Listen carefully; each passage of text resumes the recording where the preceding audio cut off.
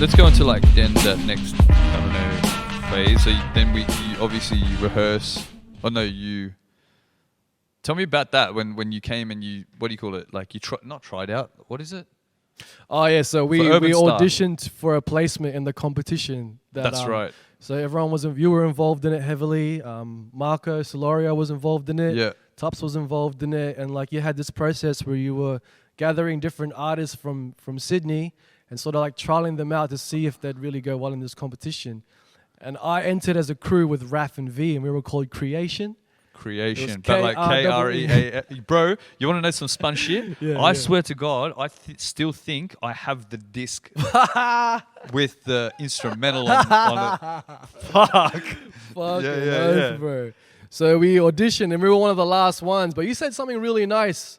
Like, because a lot of the dudes before us were like really on that rap shit. They were like, oh, we got to impress Fig. Like, we're going to come through with some real rap shit. And you respected that because you're hip hop. But we came through with some like R&B sort of like love rap style shit. Yeah.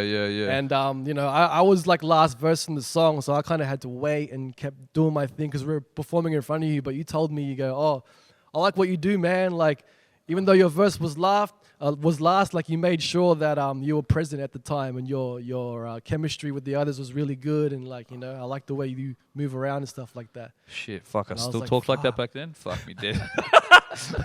What an analytical guy, my God. That's crazy, bro.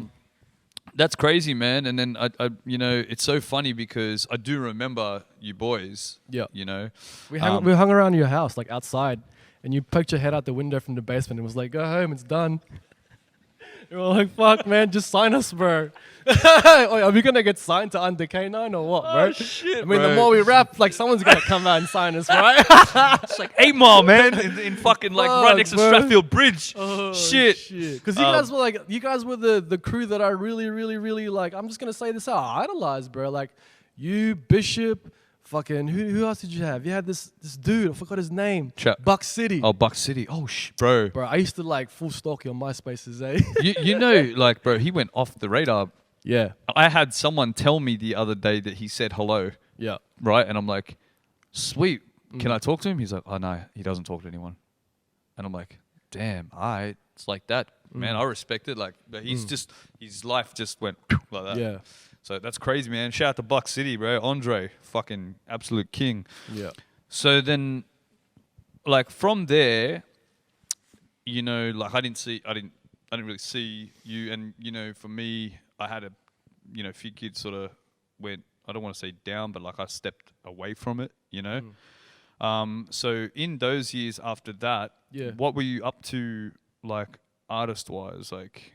Oh, when you were Fig Kid? Like when you were... Yeah, so say my second album. Okay.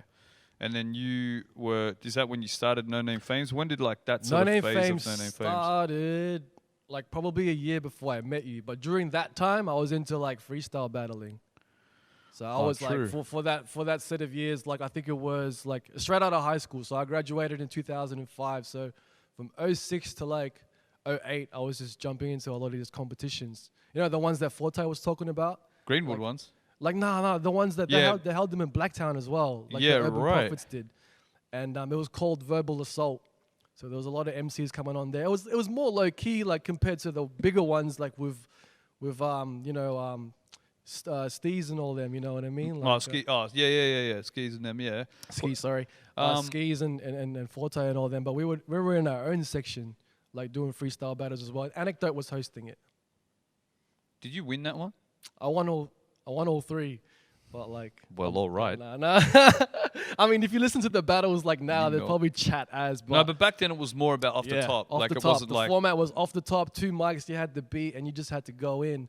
And like, it was funny because I had RJ, who's a real close friend of mine, that he always used to be on the side of my ear just being like, oh, just make fun of his gut or make fun of his shoes, you know what I mean? And I'd just be like, okay, cool. Because I already had that ability to make shit up on the spot. Yeah. So I just had my friends like Richard and that just telling me in my ear like, oh, get him for his like, whatever, like what he's wearing or some shit. How it sounds like. And so just giving you the ideas and you were delivering them. Yeah. So it's really like the 3-way fucking, like you're battling this guy, but you're actually battling all 3 guys. Yeah, they were using me as like the vessel, and it's kind of like, fucking get him, you know. Fuck, I can't battle rap.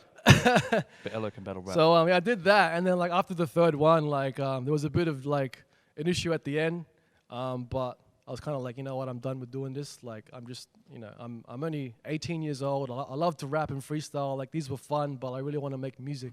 Yeah, I really want to learn how to record and put music out, and like the freestyling bit sort of just, you know. I remember when I met you at that time, you had sort of not, you sort of, I don't want to say felt, I mean, I'll let you say however it is, but like, you know, I do remember your frustration of like, you know, I don't know, like you felt like people weren't maybe moving as fast as you, or people maybe weren't supporting you, you know, so that's why you became self-sustainable. It just got to a point where like obviously like we all grew up together, so we're all very young and we're all like, you know, part of this whole hip hop thing, and we love hip hop, and music is just, you know, we're all here for a common ground, which is music. But then life catches up, and certain people live different lives, and they make different decisions. Yeah. But my decision was like at the time was just like fuck everything else. I'm gonna do what I gotta do to eat, but like I need to get on the fucking radio, or like, you know, I know that I've got something. And I know these other people aren't convinced until I fucking really, really, really make sure that they see and notice me. And in order to do that, I gotta lock myself in. I gotta visualize this shit. You know what I mean? And some people may not see music in that way, and that's fine. Like I respect that, but at the same time, it's like, well, if you don't see it that way, I'm trying to get to this. Yeah. So whatever I gotta do, I'm gonna do. You know what I mean? So it was like that. It wasn't really like bitter or anything. It was just like, I just wanted it. I just wanted it, man. Like, you know what I mean? Yeah. And so, like, in order to get that, you really got to go through the shit, bro. Like, you really got to. I'm just thinking, bro. I'm just thinking back in the day. Yeah, bro. You know what I mean? That house was just like a glorified studio. Oh, man, it's a landmark. Because I had like extra rooms, so fuck all the other rooms. Yeah. I think that I went to your house like fucking how many times? Yeah. I reckon the only reason I saw other rooms is because I need to use a toilet, or the time I came for your birthday or some shit, and we had to go to the backyard or whatever. Yeah. You know what I mean? Like, it was just fucking hilarious. You know what I mean? It was funny. I think the second time, the third time you went, you came in the evening and you brought, this is when I met Mez, Jordan Greg, fucking, you also brought in Clean, fucking all the boys, man. Like, it's when I met all your, like, your community, and I started being like, oh, fuck, you know? I'm with the shits now. I'm with the shits now. Yeah, like, I'm working with dudes that are really, like, fucking, they've been in here, and they're really... You know, like appreciating what I do, and I thought like, fuck, man, all right, I must be doing something right. Well, I think like the similar energies just started to like, oh fuck, you're fucking, what's his name, mine? Oh fuck, bro, shout out to Mitch, yo, can I grab that? Shout outs to Mitch. Thanks, my bro. Fuck, I feel like such a pig, bro. And like, if you want to eat on, if you want in on it, like, fucking, I'm good. You jump in. But anyway, the other thing that I wanted to say, and shout out to. Oh yeah, fuck, this cunt knows me. Pepsi Max. No, but you know, sip supplies first. This just came with the meal. All right, Sips. Thanks KFC. Sips. We're waiting for the check in the mail, you know. The other thing is, and you said it sort of before, is then it goes like you were sort of. I came out west, and you know, bro, I'm from Southwest, right? Yeah, Bankstown, and. For me, though, what was sort of dope was I'm coming into like a realm of like MCs and artists and like lifestyle that is like what I know. And that's why I think I sort of bonded pretty quick with you as well, because I'm like, yo, this cunt's just fucking average Joe in average Joe house, fucking doing dope raps. And so I was just like, fuck yeah. But how, you know, you said early West, and like I sort of have to agree, because it's not to take from the Fortes, it's not to take from the boys. Like those boys were like the forefront, like Enter, Cursor, Losty, Gravy, like all of them, honestly. Yeah. And Jay. you know, those boys were doing it. But when I say early West, I mean where you know, like Druids, Blacktowns, you know, even out west, more west, like, you know, Penrith Mountains, like. Other than the fundamentals or stuff like that, it wasn't really established out there. It was still like early days. Yeah. You know, Jay Druitt's, the fucking, you know, Red Honchos, fucking, you know, D-Boss, obviously. Fucking Esky. He's been there, Esky, the motherfucking man right there. Westline Cypher's like, what? You know, the Soul Benefits. And if you don't know, then you need to know. They need to know. You know what I mean? Like all those boys. Like, how was the climate out west back then? Because it was, bro, like now everyone's like, fuck West Sydney, you know, but like back then no one gave a fuck about West Sydney. Exactly. Like, I think you agree with me on this. Like, I saw a status once, I think recently, that Red Honcho posted saying that, like, back in the day, people were embarrassed to throw the West up or say that they were from the West. Like, it was just kind of like, oh, yeah, you know, like, it wasn't something to be proud of in a sense where, like, you can stamp it on your art and be like, I'm legit from the West, you know what I mean? And it's just funny how today, you know, with the likes of, like, 1-4, like, Hefs, like, the heavy hitters, you know what I mean? Like, it's a thing now. Like, dudes want to be that, even though they're not even from the fucking West. No, And then they it's fucking kinda- won't even walk in the West. You know what I mean? Like, you don't, and it's just like, it's just funny because, like, it's so true. Like, I think from 1-4's impact globally and from them being accepted into the rap game the way that they are now, it's just like now everyone's going to jump on this fucking thing where it's just like, what the fuck, bro? Like, you're not from the West, or like you're just throwing it up to just get that tick in the box. And the clout, bro. They're trying to get the clout. And, you know, the funniest thing is like, I remember that show we did in the square. Yeah. Fucking Dawson Mall, like, just. This was next back to the when Lazy J Westfield. had CDMG. Yeah. And Yeah. YMS were there, and, you know, I remember doing that. I remember me heading out there, but I had to catch a train. Yeah. And even you were like, yo, you want me to grab you from the station? I was like, guys, I'm from Bankstown. I know what it's like to walk from the station, right? But that was another relativity point for me, because I was sort of like, when you're calling like me to be like, yo, you need me to swing grab you just in case, then I was thinking like, fuck, this really is exactly how like I've grown up, you know what I mean? So like I totally understand. Yeah. But in terms of the West, you know, back then, I know I named a couple, but like, you know, who else was sort of popping in that area, or like, you know, who were you looking to? Or like as like pioneers, as dudes that I was looking up to. Yeah, pioneers, in but that also area. like people that were like, you know, doing stuff, and what were they doing at the time for the West? Trying to think, man. I'm trying to think. Like, obviously we stated like, you know, Forte and all the. Well, even like D-Boss and like, you know, what sort of impact did they have locally? Like, I felt like I met D-Boss, like Red Honcho now, on the Westline Cypher. And that's when I met Storm personally as well. Like, I knew True. Zerish before. Like, we used to exchange stuff online as like he was like throwing me beats and stuff. And I kind of knew like Soul Benefits were really like sort of getting really familiar around the area. yep. So I knew them as the dudes that were really pushing for the Druid back in the day. And I don't know, like when Honcho and I met on that cypher, just clicked, man. Like, you know, he's from a different background and so am I, but the fact that we just love hip hop and, you know, we just wanted to make music, it really like, it stuck with me. So like, you know, months after, like I'd run into him in like fucking the Imperial, like in Rudy Hill, like just drinking and shit. And at the same time, I'd run into like Storm and I'd be like, what the fuck? Like, we're all here. We might as well go back to mine and make a track. And we used to just roll back to mine and fucking make. And that's how roll call track. started. Pretty Bro, I much, swear to bro. God, when you fucking showed me roll call for the first time, I was like, Shout outs to Mickey Zerd too. bro, I think he moved to like Sydney or something. He just not added me sure. randomly the other day. True that. Alright. He came through with a couple of heaters for us. A couple of heaters, fucking oath. But yeah, nah. So I just thought like, fuck, man. Obviously, we've got this like overtimers thing. So it's like you and I, Empress, like Tim, Christian, D Cuts, like Raf, like even like Shout out to Sean. young B Deals from I&Q. Like he was Yep. sort of in and out, learning the ropes. We Yep. had our thing, and then like SB were doing their thing too. Like they were rapping in footy games and shit, and they were like fucking doing heaps of dope shit. And I was like, fuck it, man. Like when in history are we able to fucking do something like this? You know what I mean? So I just thought, 100%, fuck, we man. needed to capitalize straight away. So that's what we did. And it was hectic and crazy for me to obviously see you step off, and you know, because at the time I had to coach you through a lot. A lot, yeah. You know, but then flip it, and you know how you said like I was all over the place, and I go see you doing this crazy shit. I'm like, oh man, this motherfucker. You know what I mean? Like doing these things, and like, fuck, I'm not there, and then that ego started coming in. Yeah. I'm started like saying to myself, like, you know, looking and fucking being a bit torn, because part of me is like, yeah, fucking mad cunt, like, you know, do it, bro. And then part of me is like, fuck, I wish I was there doing like right next to you, like the old days, you know. So it was sort of hard, but those feelings aside, and just to the fucking positive shift, Yeah. you know, bring in, you know, Dreamcities, Yeah.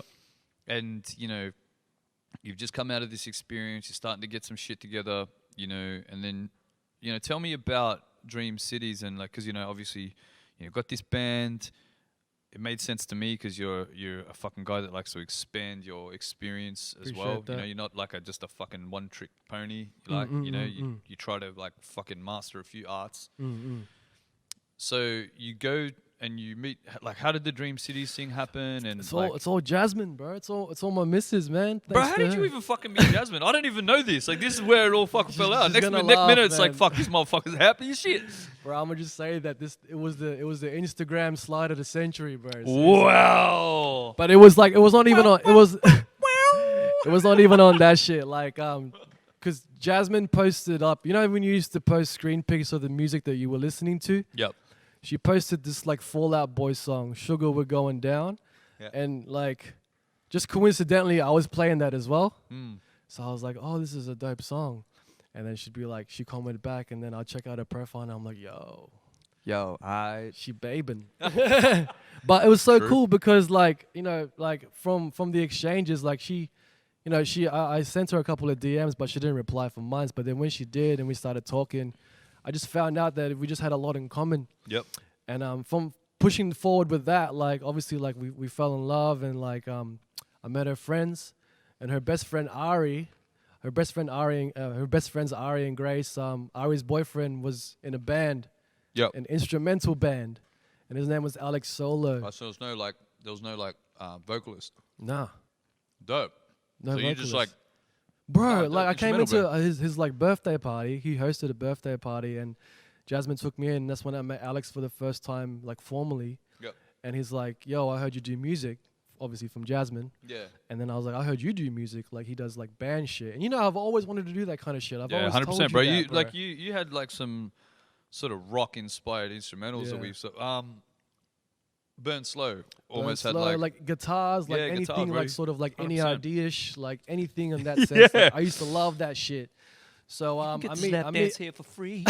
yeah.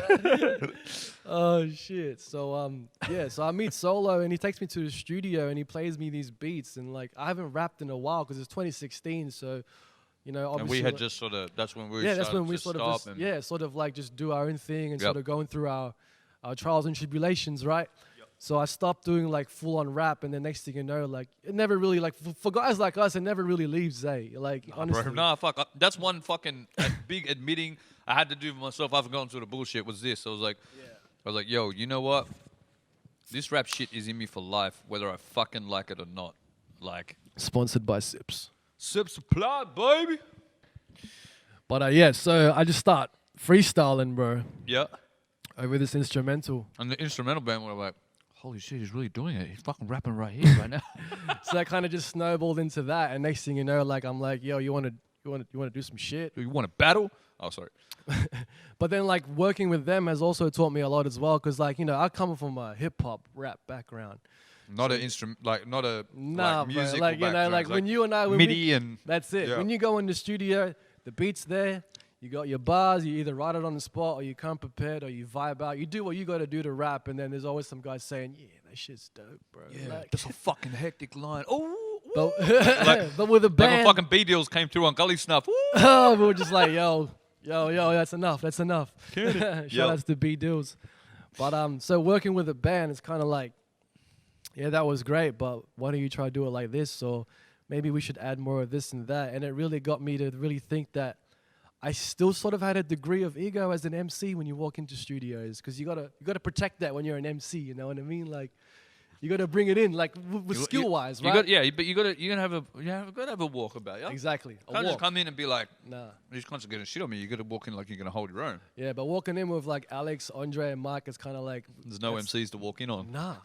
So it's kind of like they're musicians. So Yep. their aim is to get the best, sort of like the best of what they can do out to benefit the record. It's not just about me, like jumping on a rock record. It's about like collectively creating something. Collaborating, like proper collaboration. And I learned so much, man, like from just like doing that and touring with them for a year.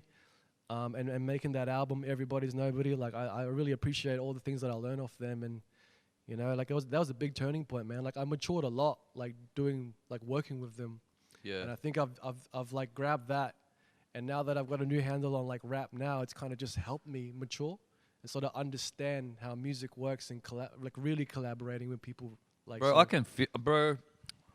That's so dope to fucking hear because that makes a lot of sense. Because standing from an outsider looking in and knowing you quite intimately as an MC and as a person, like, what's the album called? Everybody's Nobody. Yeah, Okay, No Name Fame. yeah, Everybody's Nobody. I'm like, fucking Ello as a creative is sprinkled all over this shit, right? And I see it, but also then I certainly saw like growth in terms of execution and diversity, and then I look at how you're putting tracks together now, how they're structured, how they flow. You know, the importance of the melodies now, and you've always been a melodic MC, and I have to fucking say that. I'll say that you've always been one of those dudes that can fucking rap like that, right? But to see that elevate, and then see you fucking bring in like the bros like Zoilo, and then fucking like, you know, fuck bro. Christian Joseph's always been, let me just put on record, the Christian Joseph has always been a motherfucking weapon when it comes to the fucking melodies and the singing and the fucking beats. This guy's like one of the most fucking slept on motherfuckers in Sydney, right? He's a monster, and I really hope that people start really paying attention to what Chris Joe's doing, man. Right. But, bro, if you're an introvert, what the fuck does that make Christian? Christian's like the introvert's introvert, He's right? chill, like he's kind of like chiller. I make music, I enjoy it. Like even when I get excited about a release, I'm like, bro, this is hectic. Like I'm gonna share this sound. He's like, yeah, it was really good. It was really good. I'm gonna go try and work on some new sounds. But he's really composed about it, and I feel like that's the best part about him, though. Yeah, bro, that's what makes like that it just what makes it so never much gets to him. satisfying. No, It never gets to him. So, you know, it's a good thing. but I see it now, and that makes so much sense, bro. And this is what is fucking dope for me, because I get to sit down with the artist, and it gives context to like what I see, but I don't know the reason why. But then I see it, and then I see where you are now as an MC and as an artist and as a creative, and I'm like, yo, actually, come to think of it, that band shit did have a massive impact on what you're doing. It switched it up, man.